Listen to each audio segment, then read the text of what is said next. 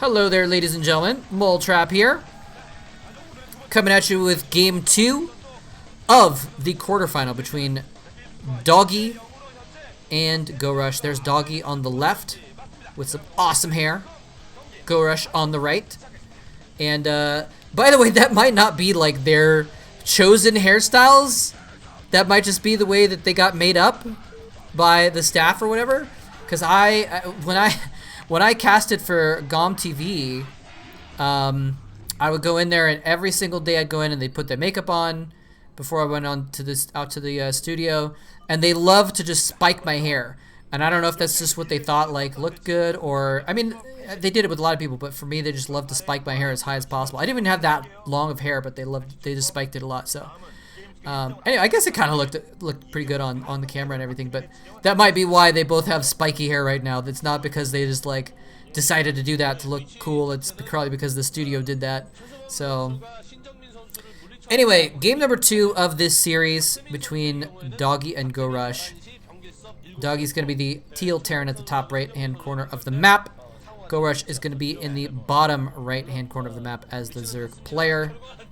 And this is the map Dream of Ballet, our forest-themed map. This is the one where you can kind of see it on the bottom right area. You can see the minimap has been illuminated where there's, you start off on an island, a kind of a medium-sized island, which has a natural expansion, but the gas and the minerals are in different spots, so you kind of have to choose, do you put your expansion at the gas or the minerals? And if you put your expansion base at the minerals, you can still mine the gas, but it's like farther away. You have to have probably like 8 or 10 workers mining it to get it efficiently, you know? So Zergs are definitely going to put their third hatchery at that second gas, or maybe their second hatchery at the second gas. Terrans, it's harder to decide. But anyway, you have to get, so you are on this island to start off with, and then you kind of have to get out into the rest of the map by getting to the low ground, and the battles are often fought on that lower ground. Although actually we saw some instances where, you know, in the game with Boxer versus Yellow, I remember that I wasn't sure how he had vision, and so it might be that it's just a ridge. It's not actually a high ground, it might just be a ridge. It looks like it's a higher level. You can see kind of on the left there, on the edges of the island. It looks like a ridge that's higher up, but I think it's actually, like, you know, technically, legally on the same level. But I don't know, we'll see. Anyway, we're going to have a little bit of time here as these guys ramp up and get into their tech builds so that they can get out onto the map. GoRush has opted to put his second hatchery, rather, at the minerals. I don't know if you could call it second base. But I had a thought in the first game that I wanted to just follow up on, which is winter in Korea. I remember, I just thought this is a fun, kind of an interesting story. I remember I was not prepared for winter in Korea. It got down very, very, very cold in Korea, and it's been colder than I'd ever experienced in my life. And I believe there were days when it was like I think the lowest I ever felt was 5 degrees Fahrenheit. Which is, what is that? That's like minus, what is that? Like minus 10 Celsius or something like that? Let's see, 30, anyway, I'm not gonna bother doing the math right now, but it's approximately that, approximately 10 Celsius. So, I'm sorry, approximately negative 10 Celsius. Sorry, negative 10. It's below freezing. Anyway, point being, actually, point not being, because we actually have DoGGi doing a little bit of boxer action here. He's actually floated some barracks down to the low ground, and I shouldn't say it's completely just a boxer thing because it makes sense on this map in general, but this is kind of crazy. He's got 2 barracks. 2 barracks on the low ground, and he's making a third in his main right now. That he's gonna, I don't know if he's gonna float all 3 down. I'm not sure. He doesn't have any SCVs to, you know, we saw Boxer float a command center over so that he could actually, oh, look at these, he's going to catch the scouting overlord with these Marines. Very, very clever, actually. That's part of putting those Marines on the low ground is that he can do this. GoRush, unfortunately, scouted the right direction. Unfortunate because scouting the right direction, spotting DoGGi's build, Put his Overlord in danger a little bit there. I guess it's good that he was able to see it, though. I think he saw the barracks. At the very least, he saw that there's a lot of Marines coming out, so he's going to be kind of preparing for this. The Marines can go down and fire at the mineral line of the expansion there. But anyway, just to finish up the thought really quick, it's really cold in Korea in the winter, so I'm not surprised to see these heavy coats. I made the mistake of...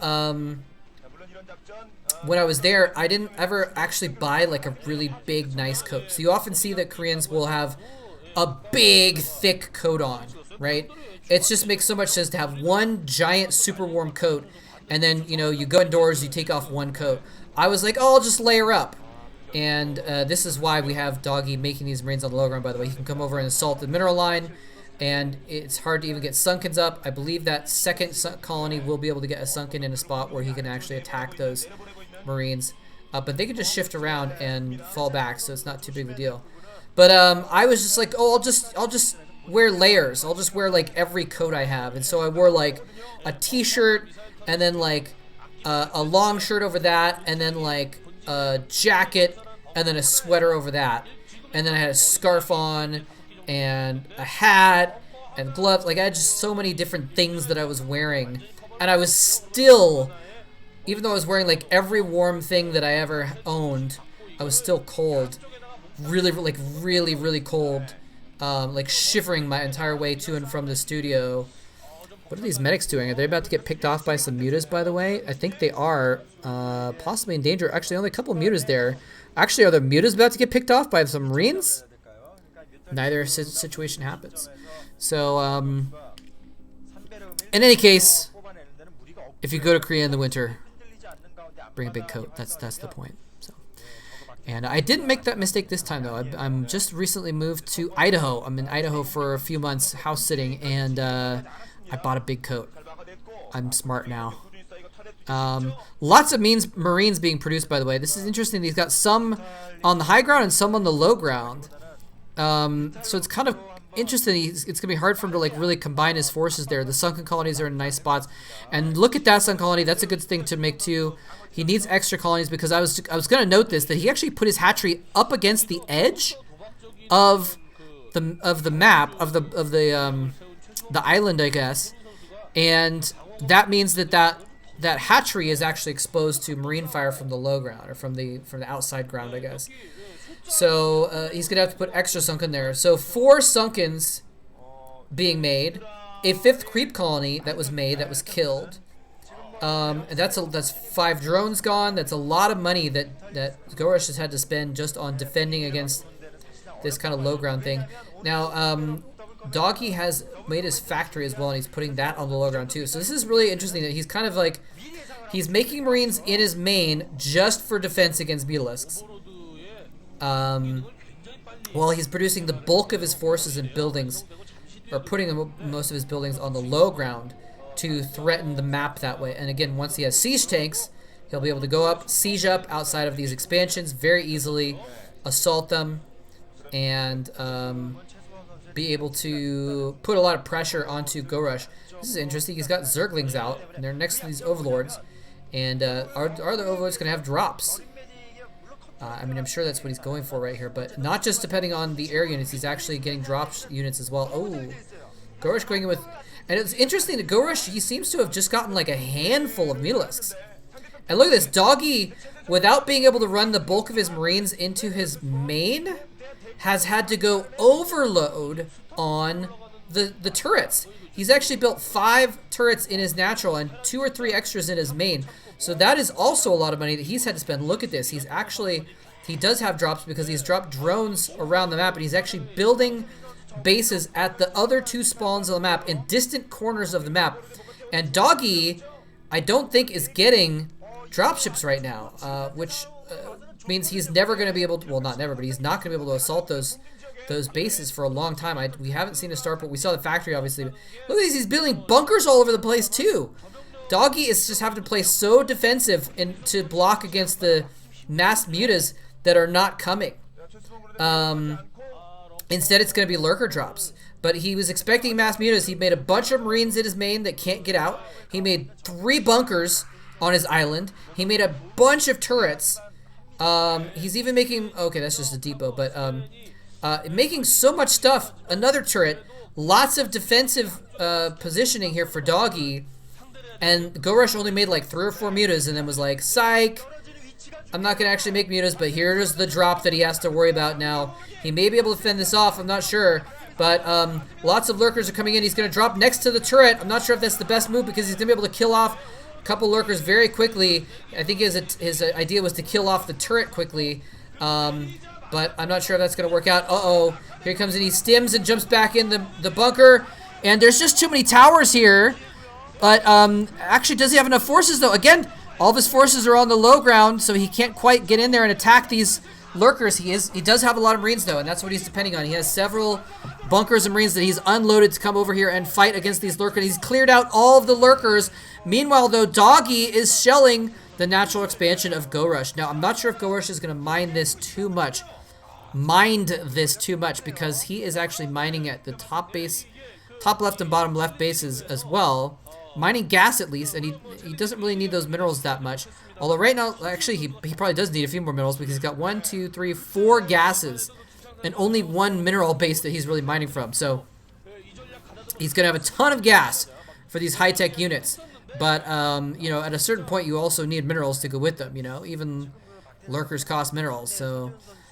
well, not even lurkers, but lurkers cost some minerals. So you can't quite, you know, even if you have an infinity gas, you need to do something about it. And I'm not sure how he's going to break this because you can't just use drops on medic marine clumps, right? If he sieges up and attacks, you know, you can't just say, okay, well, I'm going to just drop units outside. I mean, you definitely can't drop it on top. The Marines will kill the Overlords too quickly. I guess he could drop units outside and then try to maneuver around and flank the Terran army. But we'll see if that happens. And DoGGi now getting control tower on his starport as well, by the way, which means dropships, which means vessels potentially as well, science vessels. So, but this is what I was thinking. Here we're going to see, this is where that hatchery being on the side of the base instead of in the middle of the island is going to make it vulnerable to tank fire. And he's going to have to take out these sunken colonies first, of course, because those were put up earlier. But sun colonies have done nothing, essentially. Those were wasted drones. Not that they were a bad idea, but they ended up being wasted drones because they just weren't. Imagine if those drones were mining for that whole time instead of just dying very quickly to a couple tanks. Anyway, so DoGGi putting the screws onto GoRush right now. He can, like I said, of course, mine from the top left and the bottom left bases, so he's not completely screwed right now. But he is in trouble. Now, he does have mutalisks out on the map. Not enough mutalisks to really go in and attack that Terran force. So there's that. But, yeah, so, oh, and look at that. He actually has a lot of drones mining at that bottom left base. So, yeah, he's got a decent economy. But actually, this is what he's doing. With his 4 gases, well, now down to 3 gases, he is actually, oh, nice. Look at that. Beautiful. The dropship was going for top left. I think DoGGi knew that there's bases on the map. Even if he hasn't scanned it, which he probably has, he has to know that there's bases out on the map. And he sent that dropship out to try and attack. The Scourge were right in the perfect position to pick that off. The Overlord spotting for it. The Scourge just went in for the kill. So, yeah, this is really turning into a game now because DoGGi, you saw, was distance mining that second gas.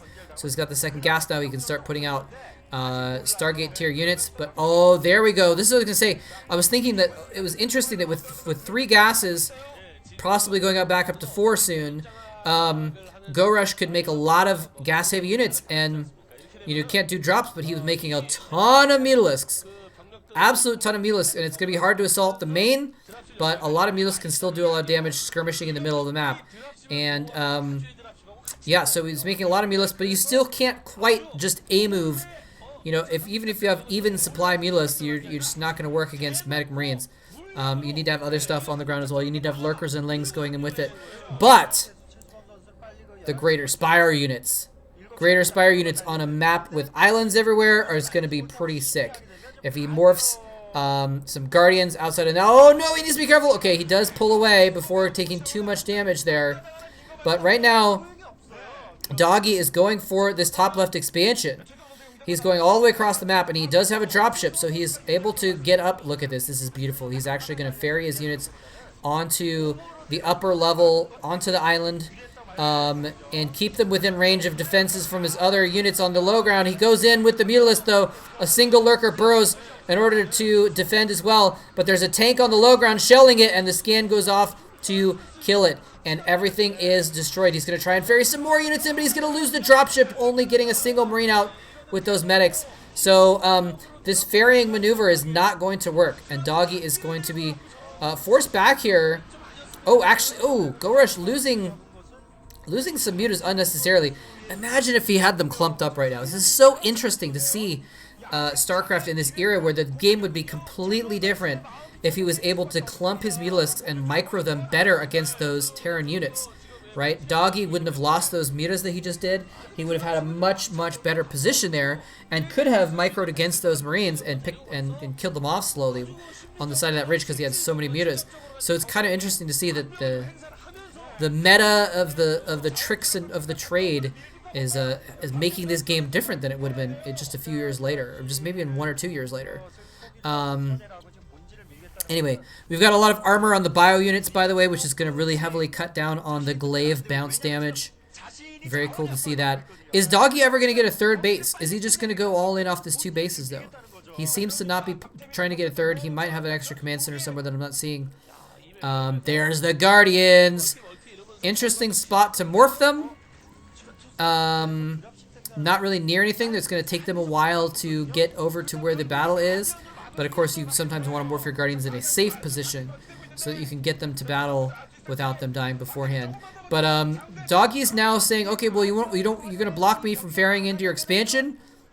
I'm gonna come to, and no, there's the Hive Tech though. The Defilers are out. The Dark Swarm goes down. 2 swarms in perfect spots are gonna completely fend off this push. He of course did kill the gas though. Very importantly, he's killed off that gas mine. So GoRush down to only 3 gases again. He's putting troops in the bottom of the map as well. Excuse me. Here come the Guardians though. There are a lot of Guardians though. He's actually going to turn onto the Guardians instead of trying to target down the tech, and that might have been a mistake because these Marines are dead. They are totally dead, and he's actually going to lose every single one of them. But he's using that time to put more units on the high ground on this other spot. He doesn't have any takes there, and he's forced to fall back. The Guardians closing in. Hydralisks and Lurkers in the wings as well. He's going to need to fall back, and he's going to lose some tanks as well. And that was part of the key, is he just didn't have enough dropships to really get all of his units up at the same time. And so putting them down piecemeal into the main means they're going to die piecemeal. And some nice irradiates are going to come down. But still, these Guardians are mostly going to get cleared up eventually. I don't know, for some reason I thought it was just funny the way that some of the Guardians were just kind of like, I don't know what to do. So they have a death sentence with the irradiate on them, right? So they're just kind of wandering around aimlessly until they die. But anyway, what was I saying? Oh, I was saying that I think he kind of might have wanted to target down the tech. You know, if he'd nailed down that Defiler Mound, for example, that would have been a good thing to pick off and make sure that he can't build Defilers for a short amount of time or something along those lines. Instead, he turned on the Guardians. Anyway, I think he could have microed that a little bit better, but regardless, he did kill off some of the Guardians, which softened up that force so that he could. Oh, hold on a second. He's going for another big drop here, and okay, he's not going to go all the way across with just the Overlords. He's actually going to drop them on the low ground and then start positioning around the map that way. But DoGGi has dropped the bottom left base. GoRush is now really forced to play a multifaceted game here on different fronts, and he's doing pretty well at it. You know, he's defended the top left, he defended his main. Now he's defending the bottom left as well. DoGGi is doing an excellent job of being all over the map, and GoRush doesn't have to try and do the same thing because DoGGi is not expanding. He still only has 2 bases. He's almost mined out in his natural, which means he's totally mined out in his main probably. Maybe he's down to half the patches with a few minerals left. So, oh no, and he loses a dropship going back home to pick up more troops as well. So DoGGi has just been going all in on this, but GoRush has had a superior economy. Here we go. We're down to the bottom left again, and more Defilers are out now. The lurkers are there. He's going to be able to fend off this little push. And, you know, I got to hand it to DoGGi for trying to go all over the map, pushing left, right, up, down. You know, he's basically trying to do the Konami code, except with his different attacks. All over the place with these different attacks all in different parts of the map. But GoRush has just been brilliant about fending it off every single time, every single occasion, managing to fend it off. You know, he did lose some stuff. The pushes on the low ground did kill a lot of stuff. Oh, nice pickoffs. Oh, he's actually run to the dropship.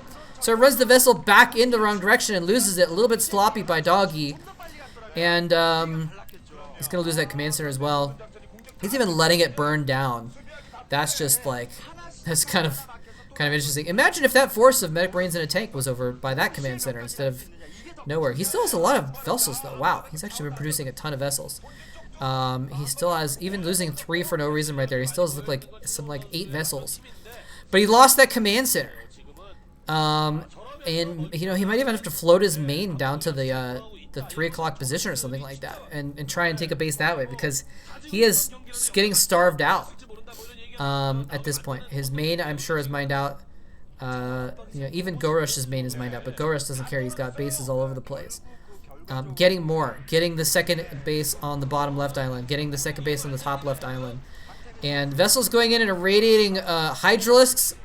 A lot of irradiates going down, but you know, he might want to save those for the lurkers, but he really can't, because the hydralisks are going to kill the vessels if they go for the lurkers.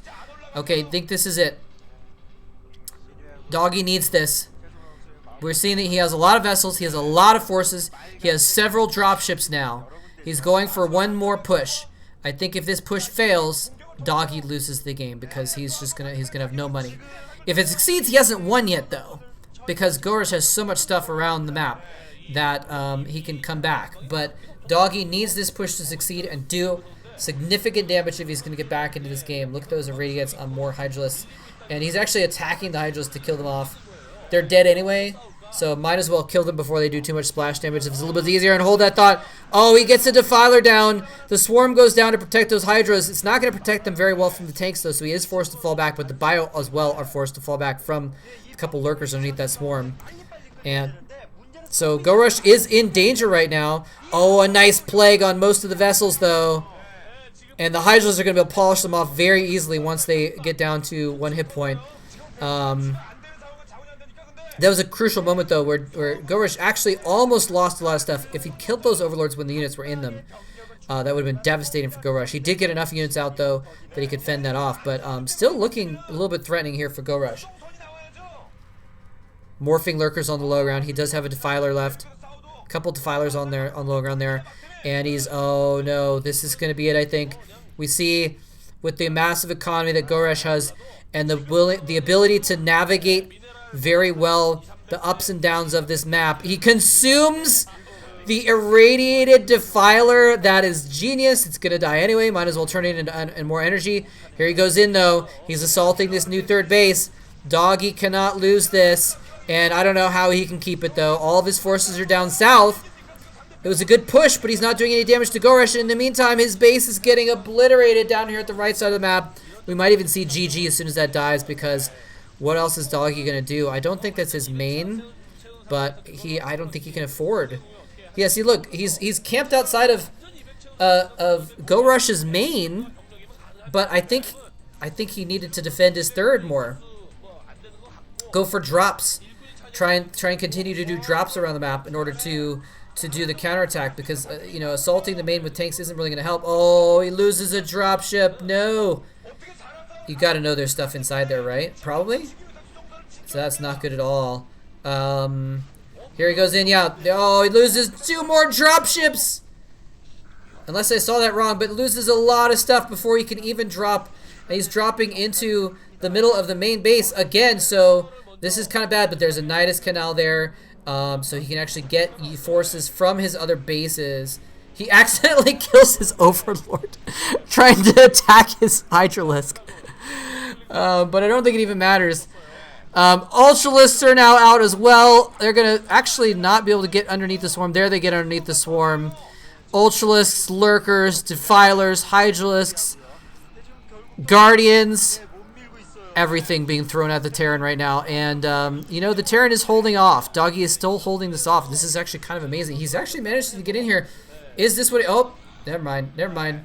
Another group of 6 lurkers comes in. They're going to just jump underneath that swarm and say, nope. Not today, DoGGi. Not today.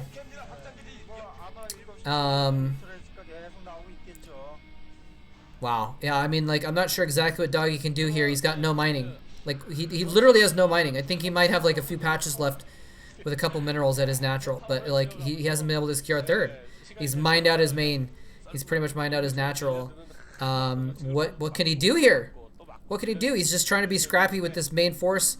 But he's not getting... Like, even if he kills everything here...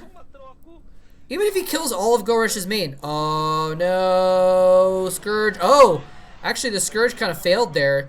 They were move commanding in instead of attack moving, which you know, you don't always want to attack move your Scourge because then they could accidentally, like, you know, hit a factory or something like that.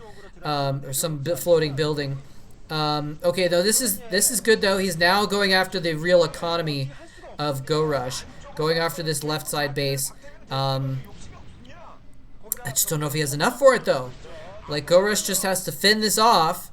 You know, I said, oh, and he's going to definitely defend the main. Look at this. All kinds of stuff coming in here. Blam!